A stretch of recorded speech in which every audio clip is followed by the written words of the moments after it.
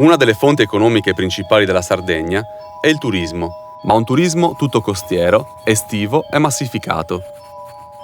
Ogni anno arrivano nell'isola più di 5 milioni di turisti, mentre i suoi abitanti non superano il 1,5 milioni. In questa puntata andremo a scoprire un nuovo modo di viaggiare, lento, alla scoperta dei territori della Tregenta e dell'Ogliastra. Alle 8 del mattino mi accompagneranno nel viaggio Chiara, operatrice alla camera, e Camilla, fonica. Faremo il viaggio a bordo del trenino verde, che raggiunge una velocità massima di 30 km/h. La tratta che percorreremo sarà quella che parte da Mandas e arriva ad Arbatax. La stazione va bene questa strada? Attraversare tutto il paese, quindi la troverà sulla destra. 100 anni fa, lo scrittore David Herbert Lawrence visitava l'isola sulle stesse carrozze e scriveva: «Il paesaggio in Sardegna dà una sensazione di spazio che tanto manca in Italia. Incantevole spazio intorno a un individuo e distanze da viaggiare, nulla di finito, niente di definitivo. È come la libertà stessa».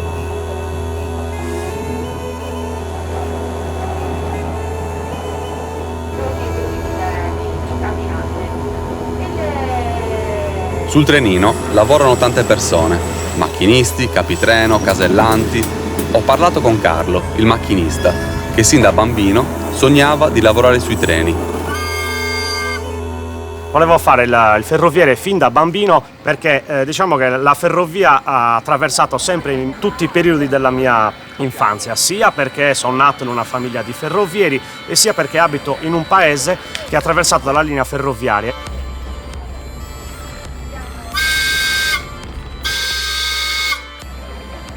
L'importanza del trenino verde è che è un volano di sviluppo per le zone interne, perché attraverso una linea che si inerpica sulle montagne permette al passeggero di vedere una linea che quasi si adatta al territorio senza grossi cose strutturali, e soprattutto per le linee turistiche la peculiarità è che si possono attraversare delle zone dal punto di vista ambientale ancora intatte.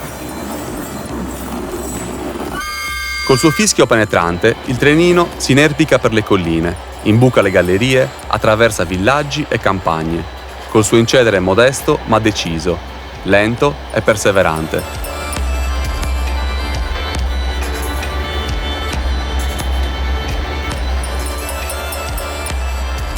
Facciamo sosta a Sadali, un paesino magico, ricco di fontane e cascate, incastonato tra le montagne. Anche il turismo deve diventare ecologico nel rispetto e salvaguardia dell'ambiente e della biodiversità. Le strutture e le attività legate al turismo possono avere un basso impatto ambientale. Daniela e Franco hanno trovato un buon equilibrio tra ospitalità e salvaguardia dell'architettura tradizionale in pietra. L'idea è nata dal possedere una casa antica, comunque da restaurare. È una forma di ospitalità molto semplice, è un affittacamere, quindi è una struttura extra alberghiera. La casa ne scaturisce come una risposta a quello che è il mantenimento di quello che è la nostra memoria storica di queste case e l'esigenza di dare un uso a questo patrimonio che era completamente abbandonato, nel rispetto giustamente della tipologia e dei materiali. Per esempio nella protezione delle superfici esterne, oltre che recuperare gli intonaci con le sabbie locali, ho inserito un protettivo, una pittura protettiva che è basata sulla cera d'api, delle mie api. Lo scopo di questa iniziativa era ospitare delle persone e fargli rivivere la vita della casa, perché a parer mio le case assorbono l'energia delle persone che anche chi ci hanno vissuto. Quando io ospito qualcuno, non solo è un'emozione per loro entrare in un contesto diverso, in una casa diversa, ma è vivere proprio le emozioni, dal camminare sul pavimento di legno, trovarsi in una saletta che una volta era una cantina, chiacchierare, raccontare, per loro è importante, sono esperienze. Per me l'ospite che arriva in casa entra come ospite, però va via come amico.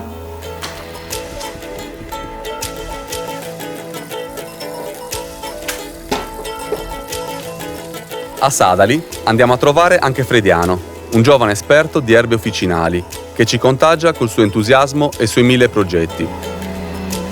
L'azienda esiste già da più di 20 anni, ha iniziato mio nonno con l'azienda agricola, lui faceva l'allevatore. Chi poi ha mosso i primi passi nel settore delle piante aromatiche officinali è mio padre, e adesso ormai siamo già la terza generazione, l'azienda agricola ormai si è diversificata totalmente verso questo settore qui. Quello che per me all'inizio erano delle erbacce, per me sono delle risorse. In questi posti così impervi, così aspri, le piante aromatiche invece che hanno bisogno di pochissima cura perché sono molto rustiche, è il posto migliore per poter fare questo tipo di attività. E questo allora, l'olio essenziale di lavanda è utilizzato per una marea di problematiche. Possiamo usare per fare dei sacchetti aromatici oppure per fare anche dell'olio essenziale.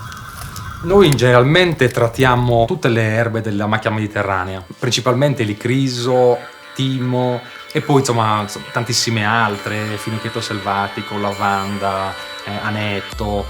L'idea è quella di farli conoscere sempre di più, soprattutto all'estero, che sono maggiormente sensibili verso questo tipo di produzioni, ma ancora il mondo delle produzioni sarde da questo punto di vista è un mondo inesplorato e non conosciuto ai più. Il mio sogno per il futuro è quello di riuscire a creare in azienda un sistema estrattivo a zero emissioni, cioè significa alimentare gli impianti produttivi con gli scarti di lavorazione delle lavorazioni precedenti, in modo tale da rendere un percorso green al 100%. Mi stanno ascoltando, guarda, anche le piante hanno una loro sensibilità, hanno delle capacità che mancano ad altri esseri viventi. E se sono arrivate ad essere così tante e soprattutto a fare tantissimo bene al nostro pianeta, vuol dire che sono intelligenti. Attività come quella di Frediano mi mostrano l'importanza di convivere in un ecosistema, producendo economia in un territorio difficile, ma nel suo rispetto e valorizzazione.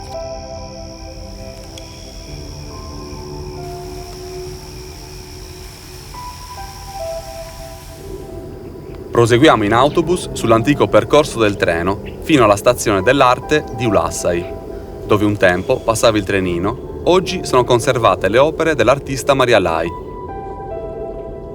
La mia preferita è stata quella dedicata al politico e scrittore Antonio Gramsci, è ispirata alla sua favola Il topo e la montagna.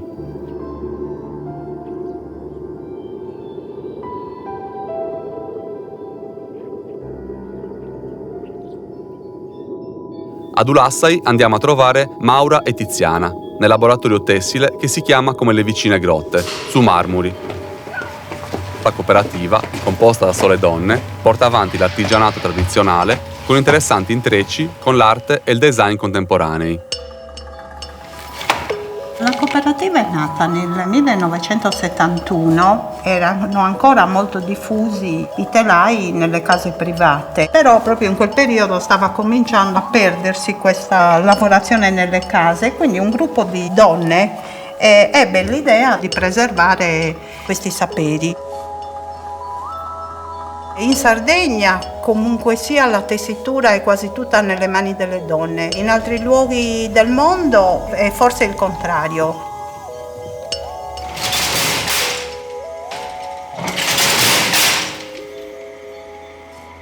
Nel 1981 ci fu l'incontro e la collaborazione con Maria Lai. Il primo disegno che Maria Lai ha pensato per la cooperativa fu quello delle capre, che da subito diventò un tappeto. Poi si aggiunsero altri disegni. Nel corso degli anni però quello delle capre diventò il nostro logo e non solo, il logo anche dell'intero paese. E la capra per il paese di Ulassai è un animale molto identitario. È l'animale più rappresentativo, è presente nei modi di dire delle persone, nell'immaginario. Progetti ne abbiamo tanti, siamo anche contente però del percorso che abbiamo già fatto, pensando dal punto in cui siamo partiti al punto in cui siamo arrivate. Sicuramente ci piacerebbe a questo punto riuscire a trasmettere ad altri quelli che sono i nostri saperi, e questa forse è la più grossa scommessa che ancora non siamo riusciti a raggiungere, o quantomeno solo in parte.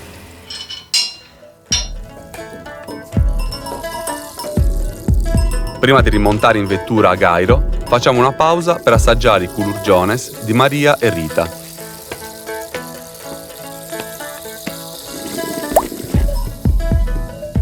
Questo sono 4 kg e si mettono 2 uova. Olio agliato, solo però io lo faccio rosolare e metto solo l'olio. Quindi come Sì, lo facciamo insieme? sì. Ok. Non ci siamo. Cioè, guarda, sono già al sesto. Cosa posso dire? Cosa no? Sai perché? Perché lui ha la mano Troppo grande.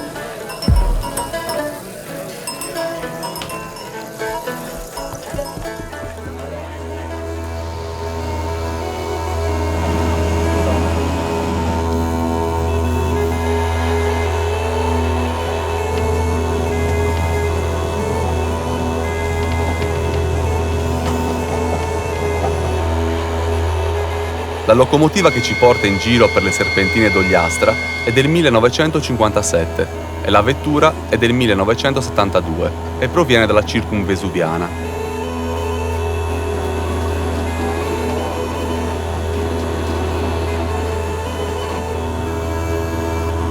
Attraversiamo i paesi di Villagrande, Lanusei. In molti tratti del percorso non c'è traccia dell'uomo, solo natura, boschi e animali, gole e dirupi. Viaggiamo lentamente. C'è tutto il tempo per pensare e rilassarsi, ondeggiando sui binari a scartamento ridotto. Il trenino è un cimelio storico che dà la possibilità di viaggiare nel tempo. Credo sia un'occasione unica per il turista moderno di rallentare i propri affannosi ritmi quotidiani.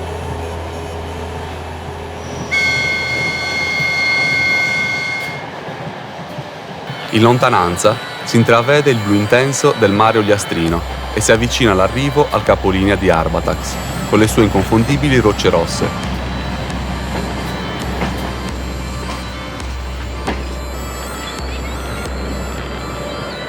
Il trenino verde sulle tracce di Lorenz e le erbe di Frediano, le visioni sui fili di Maria Lai e il buon umore contagioso del macchinista Carlo. È stato un viaggio ricco di incontri e scoperte. Ora partiamo alla ricerca di nuove storie nel nord della Sardegna, con in mente il motto di Jack London, che in fondo quel che conta non è la destinazione, ma il viaggio.